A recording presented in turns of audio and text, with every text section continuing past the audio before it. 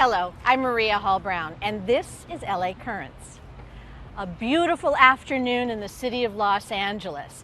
Makes you want to kind of get out and explore. Well, there's a couple people here this afternoon that will tell you where you should go and how you can enjoy it. I'm delighted to be joined by Adam Burke and Doane, both with LA's Department of Tourism and Conventions. So nice to have you here. Thank you. All right, so we are literally sitting in downtown Los Angeles, and over my shoulder we have a beautiful building, and I want to talk about the gift of that building from Eli Raain. He made a huge difference to the city, and I will correct Adam, LA Tourism. I knew it. But Eli and his gift, I mean, he really made a big difference to the city, did he not? He really did. It's difficult to overstate how much impact he had on the cultural life of Los Angeles. He even here on Grand Avenue, was responsible not only for the Broad Museum, but for the Museum of Contemporary Art across the street and Walt Disney Concert Hall just next door. Right, and we can talk about even down in Santa Monica, which is outside the geographic Los Angeles, but the Broad Theater there. So Absolutely. There's so much beautiful culture and wonderful opportunities here in Los Angeles. But the outlook is really good for travel and tourism. I mean, here we are, we're excited about being out, but the pandemic really kind of shook the foundation of the entire industry, didn't it, Adam? Yeah, absolutely. I mean, and what I would say at the outset is that the good news is there are some very positive signs of recovery right now. So while certainly we're going to have a long road ahead of us, there's every reason to be optimistic about what the rest of this year is going to look like.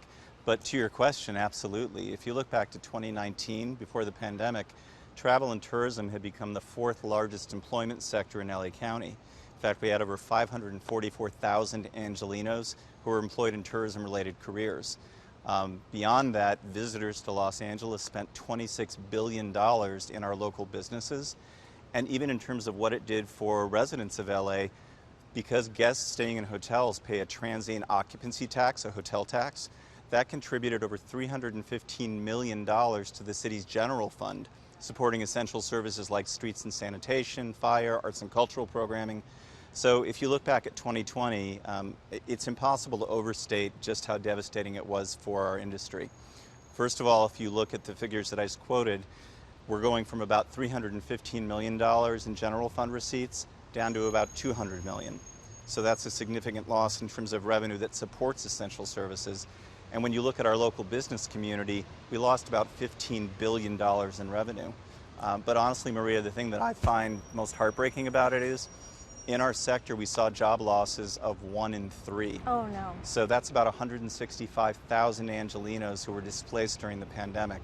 But, you know, as I said, the good news is we're seeing demand really start to come back, and that's how we're going to get people back to work. Okay, so that is then, now we need to kind of, as you said, look forward to the idea of recovery. So what are some of the indicators? What's happening when it comes to LA tourism that is giving both of you a reason to be a little bit more optimistic? Well, I think just the pent-up demand that everyone has experienced over the past year. Recently, we've heard that almost 75% of people have travel plans for this summer. And so we know that the LA area is one of the places they want to visit, and we're going to do what we can to make sure that they're welcome here. Yeah, it's a little like ricochet travel. It's a little like the rubber band snapped and now everybody's like launching themselves out, myself included. So are we ready? I mean, what's happening in the city that makes you feel, okay, we're ready, everybody can come on back? That's a great question. I think, you know, one of the things that LA County has really done right, the city, the county, and the state for that matter, is really led with health and safety. One of the things I've heard some people say is that somehow economic recovery and health and safety are at odds with each other, and I couldn't disagree more. I think the way we have a sustainable reopening of our economy is to lead with health and safety. So I really want to thank Dr. Barbara Ferrer and the team at LA County Health. We've partnered directly with them. So to your question about are we ready, one of the things I think was a brilliant idea, and they did this early on in the pandemic, was they formed the LA County Economic Resiliency Task Force. And what they did is they basically said they certainly understand the science of how to mitigate the spread of COVID. But they were the first to say we don't necessarily understand each specific industry sector. So they partnered with over a dozen different industry verticals to say, all right, let's say you're in the hotel and restaurant category. You know how to put together protocols that you can safely implement and that you know will create a positive guest experience.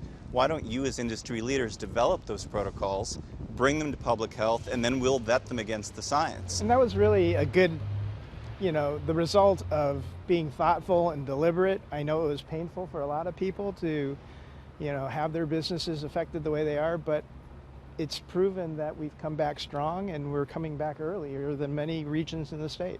And I would imagine, too, that along the lines of everything that you've learned during this, even after, hopefully, fingers crossed, all the prayers in the world, that we don't have a pandemic situation, that we've learned a lot about what's important in regards to health and safety when it comes to just all of the citizenry of Los Angeles, as well as our guests. Yeah, that's a great point, Maria, because I think a lot of people think about health and safety as it relates to visitors coming to LA, but we're every bit as focused on the health and safety of our employees and certainly residents, because that's the way we can make sure that we have a sustainable economic recovery. And you were talking earlier about, what is it that leads us to believe that demand is coming back? In January, hotels had an average occupancy of about 43%. Fast forward to April, that had climbed to 63%. So that's a 20-point increase in occupancy in just 120 days. Wow, okay. At the worst point of the pandemic, we were below 20%. So it was really, really tough there. Well, I know that there's a lot of focus on the convention center. So we talked about, the different changes that have happened with the different hotels, et cetera. But I know the convention center was on the precipice of having a huge revamp and a lot of renewal and construction and everything. And where is that in the grand scheme of things right now? Obviously, the pandemic put a temporary halt on moving forward with the expansion, modernization of the convention center. But we think we're going to be ready to revisit that in the coming months. We're going to be going back to the city council and updating them, and it's our hope that we can restart the process immediately and, with any luck, break ground within the next year or two. Because that whole LA Live area has become really a mecca of a lot of experiences. I mean, I know there was a plan also to expand the hotel room space. That's there. right. Has the that JW been progressing? Marriott is going to add another 800 plus rooms, making it the largest hotel in Los Angeles. But you're right, LA Live is a very synergistic place that, when we're done, we'll have over 2 million square feet of event space and over 2,000 hotel rooms and over 20 restaurants, and will just be a great place for any association or trade show to really call their headquarters. Sometimes when you think about tourists, you think about individuals coming from out of state or out of the country in order to enjoy Los Angeles at large, but that whole, stick with a convention theme, so many things were canceled, so many sporting events, so many conventions, and I know a lot of them rescheduled, so it's a little like the whole thing of people trying to get married. They postpone their wedding. Are you seeing an enormous amount of interest in getting conventions and getting sporting? Oh, almost every one of our conventions and events has rescheduled for another year. So that's not really a concern of ours. We know that people want to be in Los Angeles, especially those conventions that are national or international. They need to rotate around the country, and if they don't come to Los Angeles, their membership really is pushing them to add LA as a natural location. Yeah, and to your point about sporting events, a good example is the Major League Baseball All-Star Game. That got canceled because of the pandemic, but it's been rescheduled for 2022. So in relatively short order, we're going to be bringing that back. And I think Doane is probably a bigger sports fan than I am. One of the things why one of the reasons why we have such optimism is we already have this incredible decade of major events coming to Los Angeles. And honestly, I can't think of any destination in the world that has what we've got coming up for the balance of the decade. So if you start this year, we'll be hosting Major League Soccer's All-Star Game. In 2022, we have both the Super Bowl and also the Major League Baseball All-Star Game. 23, College Football Playoff National Championship Game, and the U.S. Open of Golf over at the LA Country Club. In 24, we have the industry's largest global trade show called IPW. That will bring thousands of international travel buyers from around the world here to Los Angeles. And in 2026, we are in consideration to be one of the host cities for the FIFA World Cup, and then of course 28 is the Olympic and Paralympic Games. Yes, keeping our fingers crossed and watching everything that may or may not happen in Japan is pretty exciting. So let's talk right now. Obviously things are opening up, and as we sit here next to the Broad, you know, a lot of our cultural institutions are opening up. What exactly is the plan to promote tourism back to Los Angeles again? Who are you reaching at this moment in time? Are you trying to keep it more domestic? Are you actually looking at our overseas friends, or, you know, or we're just really kind of trying to celebrate Los Angeles to the people who are within driving distance? That's a great plan for that. Okay. Yes. So I guess the first thing I would say is you referenced again, you know, these incredible arts and cultural attractions. One of kind of the hidden secrets about LA that most people don't know, we actually have more museums per capita than any city in the U.S. I know, I read that on your, I was like, what?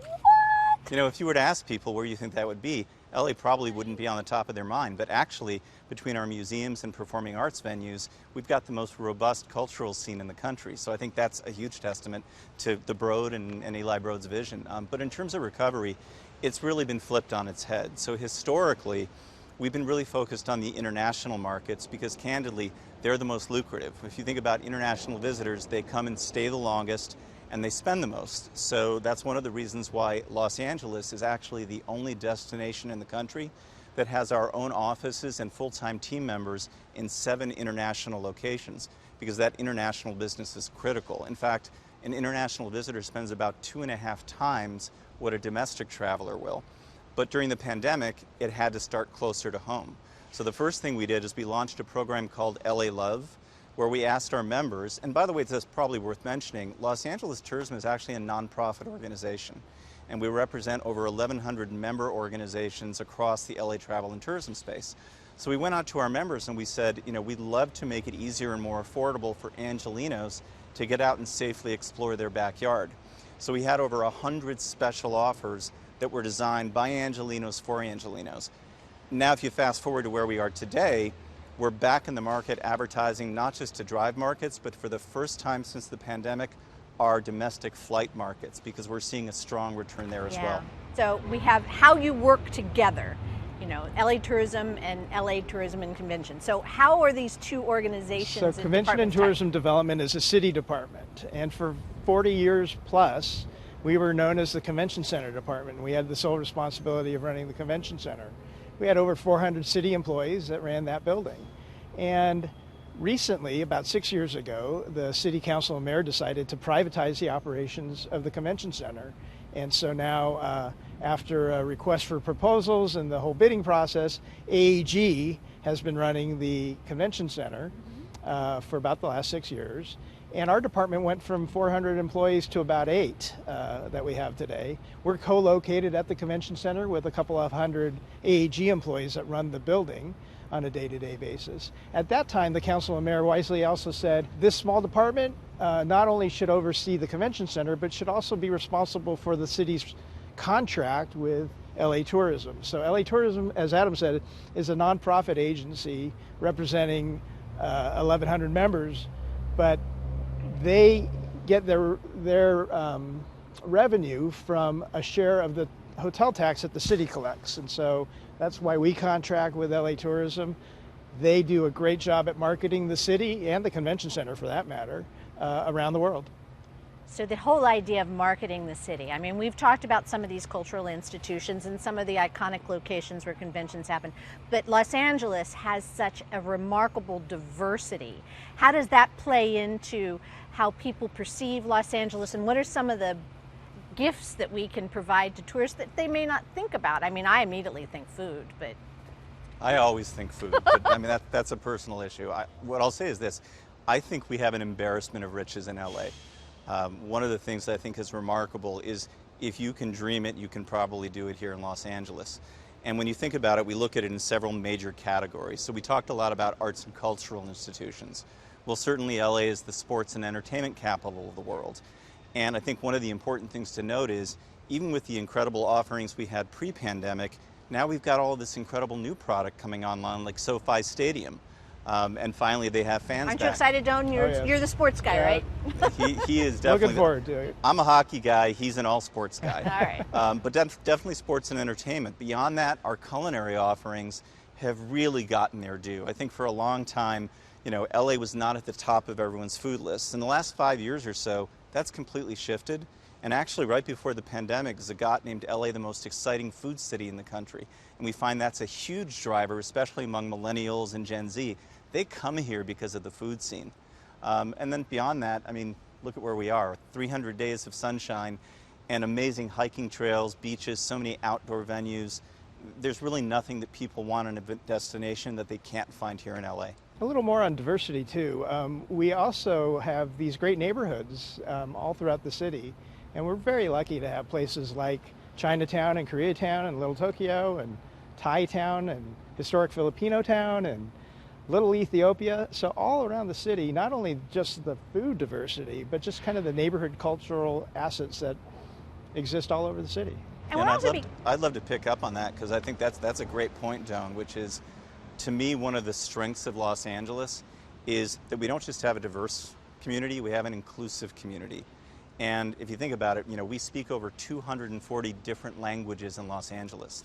That infuses everything we do. So again, I'll go back to my favorite topic, food, right? If you look at our culinary scene, it is infused and informed by all of these incredible cultures coming together. So when you ask about things people can find in LA they can't find anywhere else, you're going to find these incredible flavors and innovation in culinary that you won't find anywhere else because of that diversity.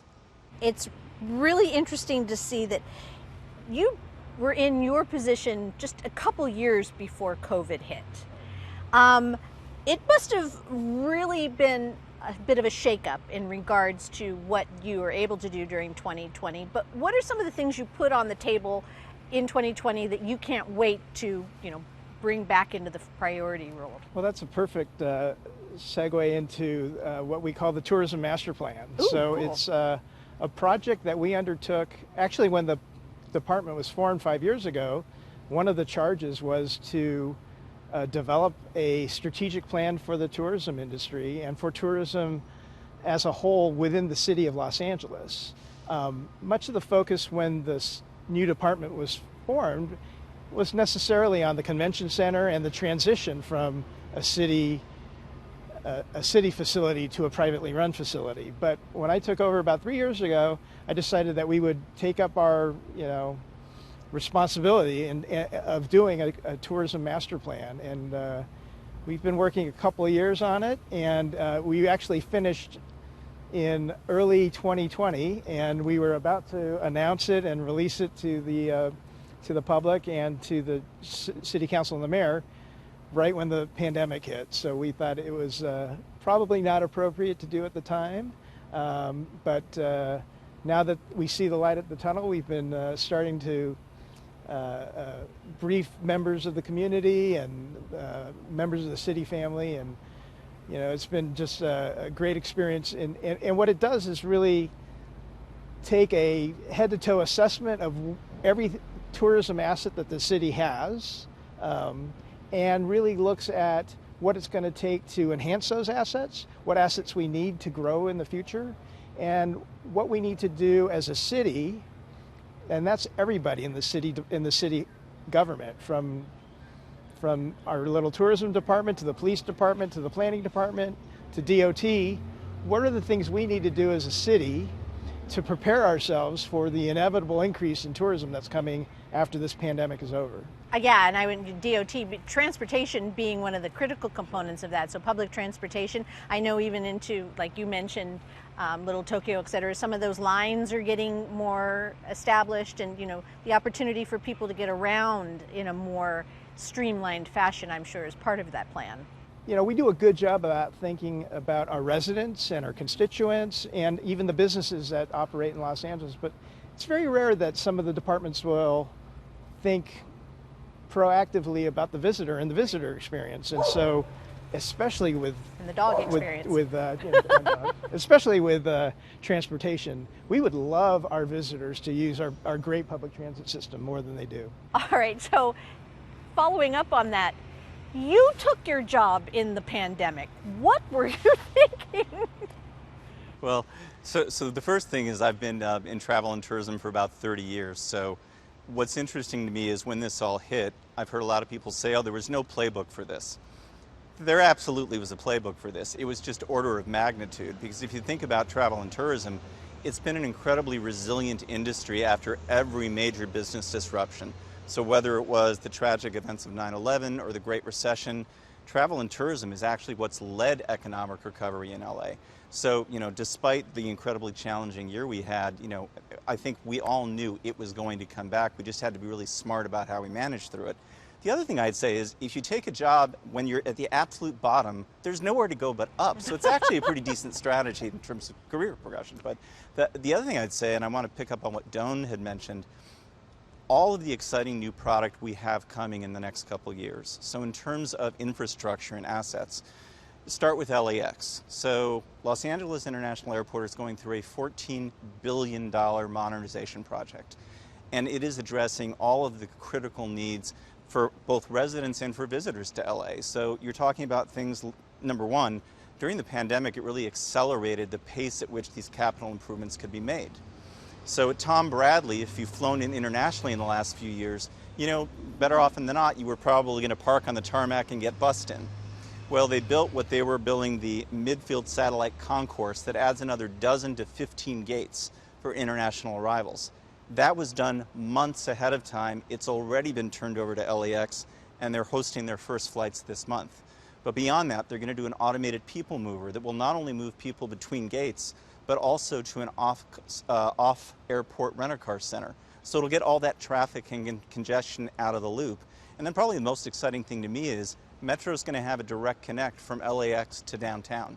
So we're going to have one of the world's premier airports right at the time we're really hitting our stride for recovery again. Downtown is a very vibrant area. I mean, it's really gone through a renaissance in a number of reasons. I mean, there's so many artistic, cultural, but interesting places to visit. So here you're going to hate me for this, Doane, but I'm going to do it anyway. I'm creating a mythical family that lives in the Midwest somewhere that's going to come out and visit you, and you're going to get them for 4 days. Where are you taking them? Oh, great question. Well, no, it's a terrible one. I know you're going to be mad at me. No, it's a great one. The first place everyone wants to go is the beach. Right. So we'll make sure we stop at the beach. I personally love the hiking trail behind the Griffith Observatory, where you can go to the top of Mount Hollywood and see the entire city, and it's got a great vista of the Hollywood sign. I would probably sneak into Koreatown, where we can get some great food. And lastly, I got to take them to my home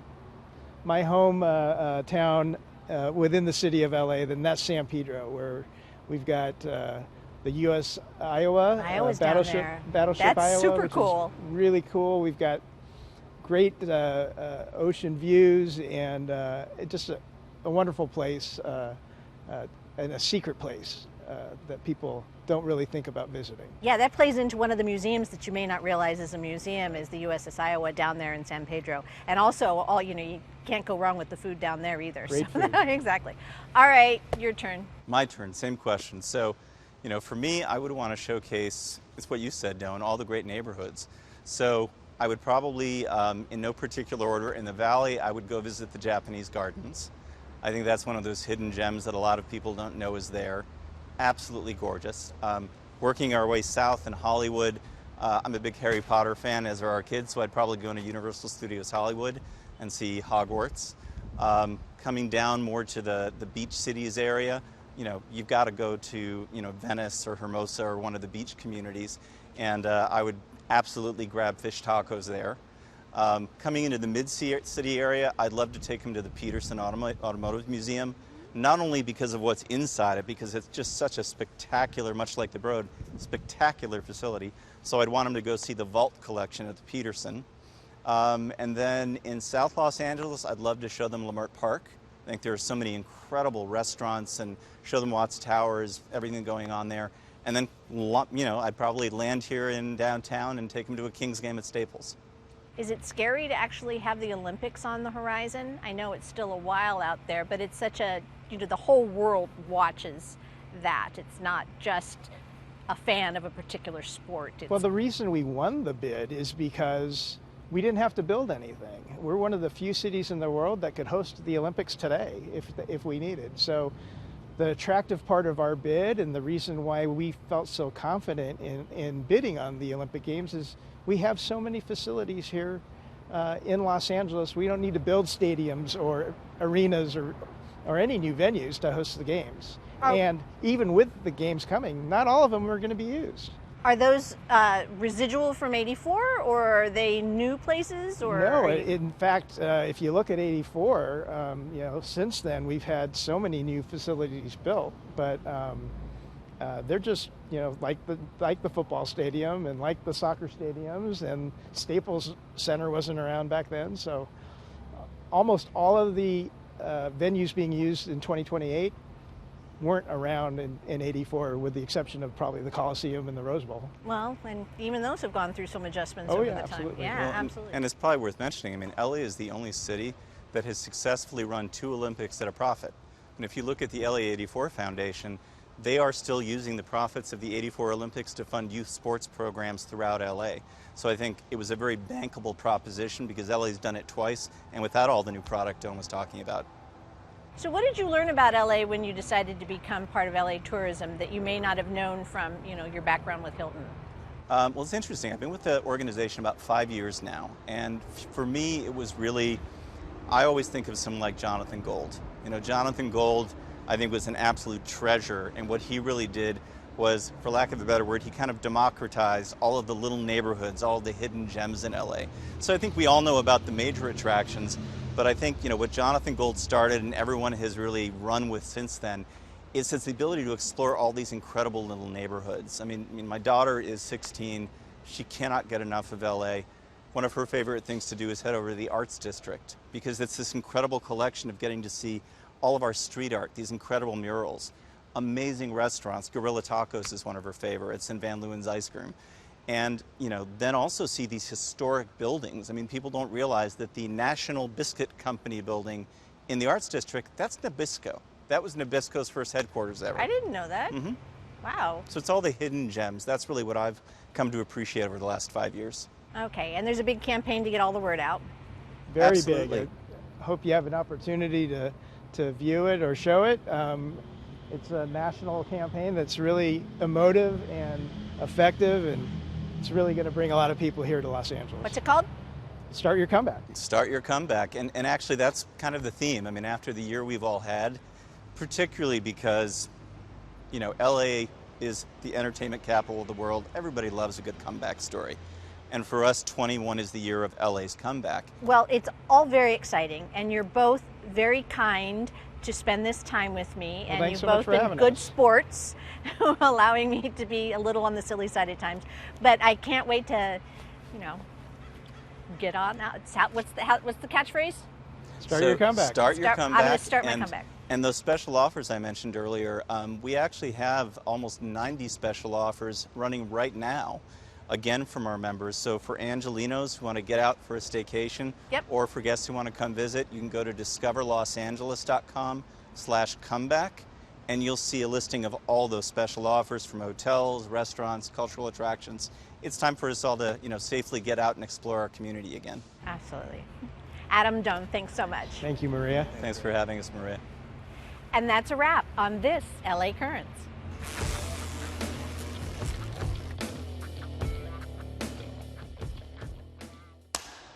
Los Angeles is a movie. The lighting is perfect. Soundtrack. It's just right.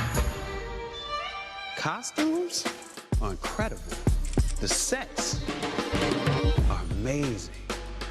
Everyone's here, ready for the next scene. LA is a movie. It's a musical. Es un musical. It's a comedy. It's a romance. It's a sci-fi movie. It's an action movie. It's a comeback story. It's a comeback story. It's a comeback story. It's a comeback story. It's a comeback story. Un regreso. It's a comeback story. Nah, hold up.